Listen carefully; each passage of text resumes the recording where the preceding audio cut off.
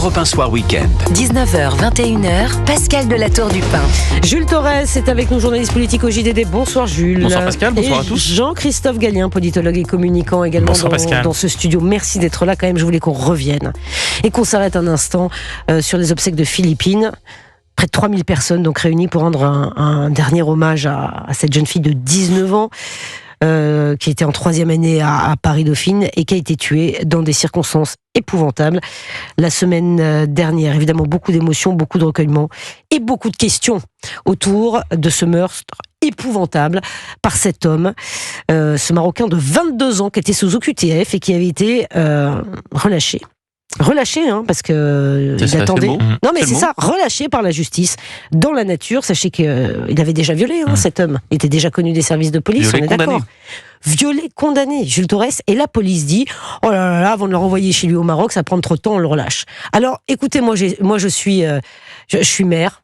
Moi, j'ai une gamine qui a presque cet âge-là. Je pense qu'on est comme beaucoup, on s'identifie à cette famille. C'est horrible.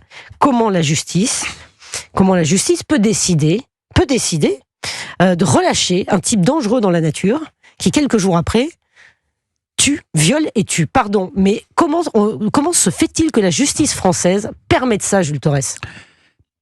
Le pire dans cette affaire, c'est qu'a priori, la justice a fait ce qu'elle devait faire. C'est qu'a priori, il n'y a pas eu tant de dysfonctionnement. Donc c'est pour ça qu'on parlerait plutôt de faille. C'est-à-dire que il a été condamné en 2019 après le viol d'une jeune femme à 7 ans de prison. Il a bénéficié de la majorité, de l'abaissement de la majorité pénale. Donc au lieu d'encourir 15 ans, il encourait 7 ans. Il est sorti au bout de 5 ans. Ce qui arrive assez souvent. D'ailleurs, moi, je trouve que même 5 ans sur 7, c'est beaucoup par rapport à ce que fait aujourd'hui la justice. Jean-Christophe Gallien, question. Comment ça se fait qu'en France, vous êtes jugé, on vous condamne à 7 ans, 10 ans, 15 ans, et à chaque fois, vous en faites la moitié 126% de surpopulation carcérale. Non mais d'accord, mais enfin... Déjà, ça sert à rien dans ces cas-là, Jean-Christophe Gallien. On est en partie dans l'exécution de la peine, et c'est vrai qu'aujourd'hui, on sait que quand on arrive à 7 ans, on est à 3 ans et demi. Je suis assez d'accord. 5 ans, c'est déjà beaucoup. Par rapport à ce qui est normalement. Mais par rapport à ce qu'est la norme, c'est beaucoup. Non, c'est vrai que c'est pas audible. Mais moi, je le dénonce. Moi, je le dénonce, Pascal. Mais par rapport, honnêtement, quand on dit 5 ans sur 7, moi, je m'attendais à ce qu'il ait plutôt fait 3, 4, maximum 5. Mais 5 ans sur 7, aujourd'hui, par rapport à l'état de notre justice, c'est vraiment beaucoup. Mais moi, ce qui m'étonne le plus, c'est la décision évidemment de la juge des libertés, dont on a beaucoup parlé. C'est-à-dire que il est en centre de rétention administrative à Metz.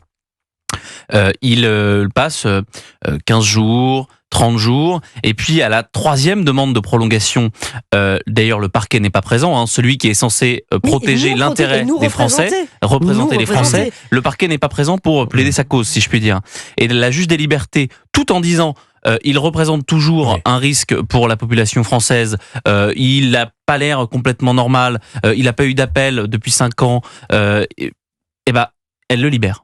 Et c'est ça, la vraie incompréhension. Et le problème, c'est qu'elle fait ça en toute légalité. Ouais. Non, mais c'est quand même... Et puis, parce qu'il y avait... Pardon, excusez-moi, après, je vous laisse. Parce qu'il y avait un délai entre le moment où il était relâché et où le QTF était applicable. Alors ça, c'est 2 grands problèmes qui se culbutent. Il y a un problème pénal et un problème administratif. Et notre système à nous, il est relativement obsolète par rapport à ça, de 2 manières. D'abord, à l'interne, je suis assez d'accord. Il faut redire que, évidemment, la justice est libre. Et heureusement qu'elle rend la justice pour nous, d'ailleurs. C'est pour ça que c'est pas comme la police. Il y a un ministre de l'Intérieur qui dirige la police, mais le garde des Sceaux, il peut pas diriger les juges, il peut leur dire ce qu'ils doivent faire.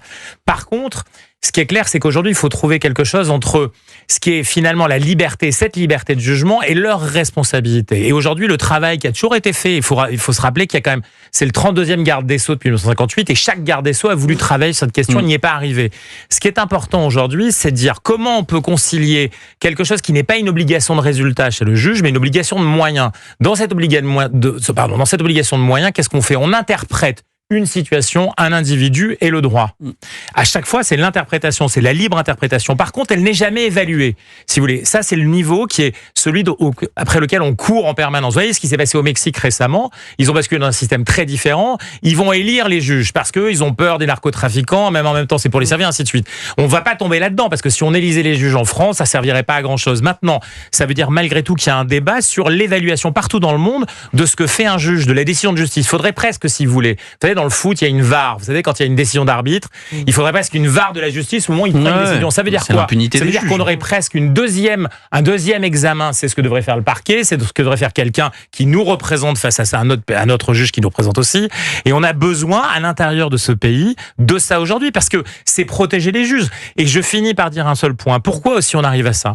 C'est qu'en France, on a 11 juges pour 100 000 habitants. Dans la moyenne en Europe, on est à 17. Ce qui veut dire que malgré tout, l'enjeu, c'est aussi à un moment donné de rapprocher la justice. 4 millions de décisions chaque année, 4 millions de la réalité de ce que vit le pays. Et tant qu'on sera en écart, je suis même pas sûr que ce soit le problème. C'est quand même très important. C'est quand même très important pour que le parquet, notamment, puisse venir faire son travail. Bon, on va continuer d'en parler, mais quand même, moi j'ai une question à poser à Pierre-Marie Sèvres, président de l'Institut de la justice, d'un groupe de réflexion sur les questions de la justice. C'est très bon. Et il va répondre à nos... Il est très bon. Merci. Merci pour lui. Il va répondre à nos questions dans quelques instants. Notamment cette question, pardon, mais le juge de la liberté de la détention a remis cet homme en liberté malgré un risque de réitération de faits délictueux. Malgré un risque. Non mais d'accord qu'il ait le droit, mais je ne sais pas. Enfin, il y a un problème quand même. On va lui poser la question, c'est tout de suite sur Europe 1. Mais il n'y a aucune évaluation.